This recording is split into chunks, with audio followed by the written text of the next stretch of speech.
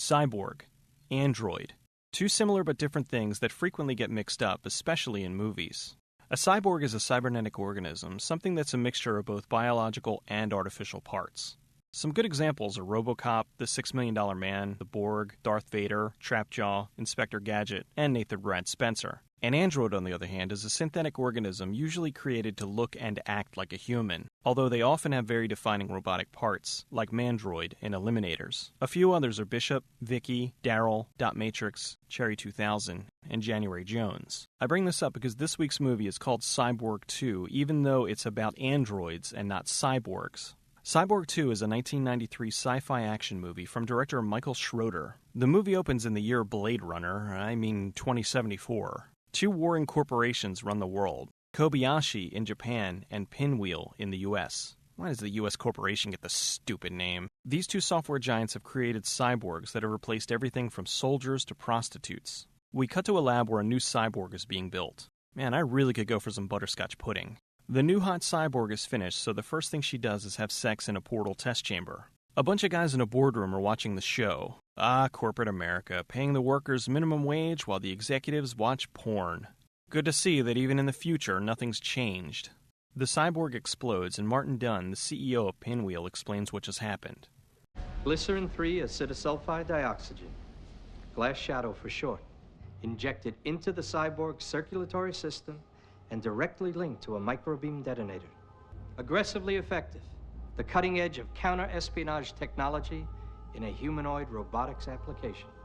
He goes on to explain that their competitor, Spider-Man, doesn't have this sort of technology. He plans on taking a top-of-the-line cyborg named Casella Reese, or Cash, filling her with glass shadow, and sending her to Kobayashi disguised as an ambassador. Once inside Kobayashi headquarters, they'll set off a detonator to kill the entire board, thus putting them out of business. Cash is sparring with her human trainer Colt. Surrounding the sparring mat are other cyborgs. They switch to show what the cyborgs see during the fight.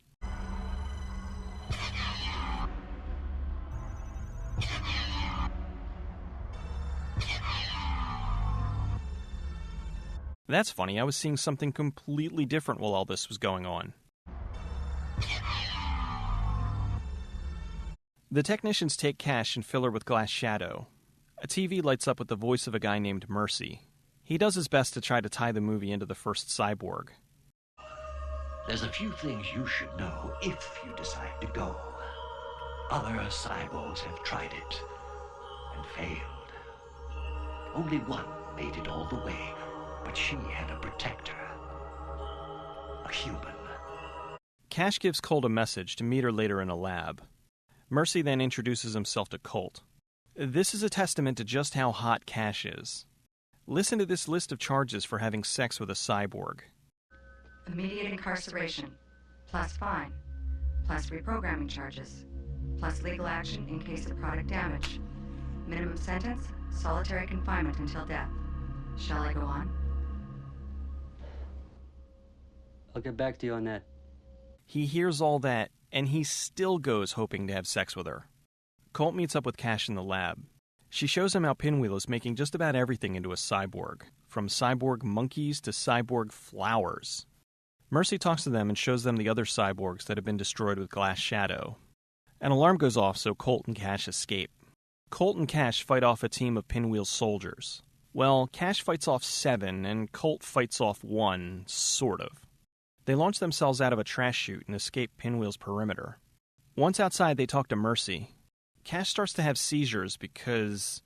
What is it? I've been activated! I've been activated! Whatever the hell that means. Cash's remote detonator went off, and they have 9 hours to defuse her before she explodes. Dunn talks to a cyborg named Chen to track down Cash. It seems he also wants to double-cross the Pinwheel executives and destroy both companies. Dunn hires cyborg tracker Danny Bench to appease the board. What the hell is wrong with his face? He must have the same plastic surgeon as Joan Rivers. Mercy tells Colt to meet a guy named Wildcard. The couple separate and Cash gives Colt some sage advice. Don't get dead. Sure is a good thing there was a disguise just laying in the road there. Cash heads to the cock bar and... Raiden.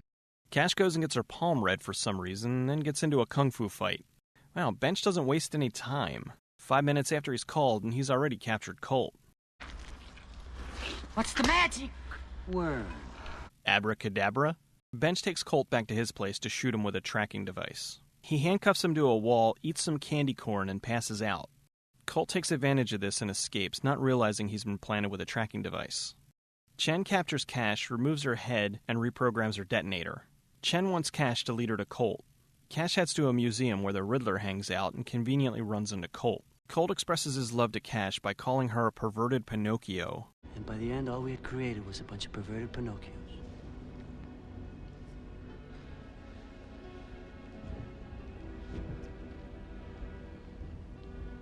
Until it created you. Chen and Bench show up to get into a duel over the couple, just long enough for them to escape.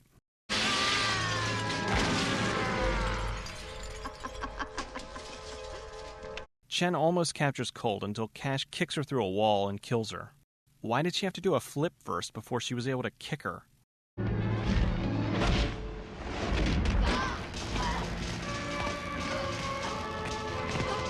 Cash and Colt find Mercy's cyborg dog and follow him to safety. He leads them to Town Down, which is Mercy's headquarters. After talking to Haffy from South Park, they meet up with Mercy. He tells them Colt needs to fight in an arena called the Blade in order to win a ride on a boat to Mombasa. Why would he enlist Colt to fight for their freedom? This whole movie, Colt has had his ass handed to him in every single fight.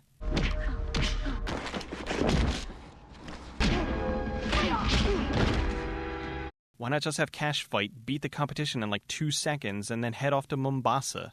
Colt meets up with Wildcard, who removes his tracking device. While Colt is resting, Wildcard explains who Mercy is. What happened? It's not a pretty story. He was wounded in the Battle of El Nayef. The Navy just couldn't scrap a human hero.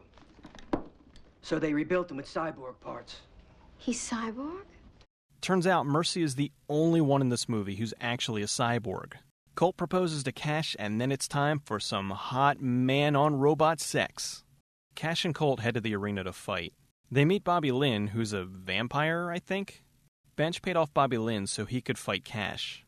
Old hamburger helper face gets into the arena with Colt. After a few rounds, Colt kills Bench. Since Colt won the fight, he and Cash head off to the boat. Pinwheel security intercepts them, but Mercy saves them. Mercy then comes out and fights off the remaining troops. If you want to dine with the devil, you'll need a long spoon. I have no idea what that means. My spoon is too big. Mercy gets captured and is taken back to Pinwheel. It's hard to be afraid of a guy who's wearing that stupid hat. Dunn sets off the detonator, but Mercy switched his with Cash, so Dunn ends up blowing up Pinwheel.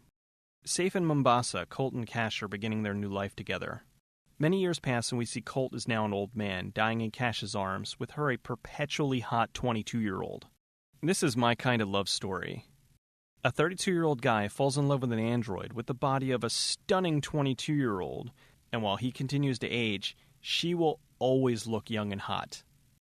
Ain't love grand? Filmed mostly on sets in LA in 1992, the movie was originally called The Glass Shadow and had no ties to the Van Damme movie Cyborg. After the movie was shot, producer Raj Patel bought the rights to Cyborg from MGM and told the director they needed to incorporate footage of Van Damme in the movie. Since the whole thing was already finished, director Michael Schroeder shoehorned in about 2 minutes of footage from the original Cyborg and used a voiceover for Mercy to try to tie the two together. Badass actor Elias Koteas played Colt. He's been in just about every kind of film, from Desperate Hours to Some Kind of Wonderful to Fallen. However, no matter what I see him in, my first thought is always, it's Casey Jones. Legendary bad guy Billy Drago plays Danny Bench. Drago's been in big movies like The Untouchables and little movies like Lunar Cop, but no matter what, he always brings his A-game. He plays a great villain, and I can't wait to see him in Rob Zombie's The Lords of Salem. Veteran actor Jack Palance was outstanding as Mercy. Even though we never see him for most of the movie, his incredible voice brought a great depth to the character. Listen to that delivery. Who are you? I am the word of God Almighty. Satisfied? No. Yeah, no pleasing some. He could be reading the ingredients off of a soup can and I'd be captivated. Director Michael Schroeder was well known for being able to make the most out of a low budget. Even though Cyborg 2 had a smaller budget than Cyborg, I thought it was a much better film. I still like the original Cyborg, but it's tough for me to dislike anything from Albert Pyun. The next year, Schroeder directed the sequel, Cyborg 3: The Recycler, with Malcolm McDowell and Christina Haji from Head of the Class playing the part of Casella Reese. For a low-budget direct-to-video movie, the film is pretty impressive. There are plenty of different sets, and you can't deny the amount of quality actors. The girl who played Casella Reese, I don't recognize her. Did she ever go off and do anything else? The character of Casella Reese was supposed to be 22, but in reality it was played by a then-unknown 17-year-old Angelina Jolie. This was her second movie, but it was her first starring role. Jolie was on Inside the Actors Studio and was asked about the film. She said it was a happy experience until she saw it. She said after she saw it, she went home and got sick. As much as I like Angelina Jolie, this was really shallow. For her first real movie, she gets to work with some great veteran actors and make a very enjoyable B-movie. Not everyone is so lucky to start out. Julia Roberts played Babs in a movie called Firehouse years before making it big with Steel Magnolias and Pretty Woman.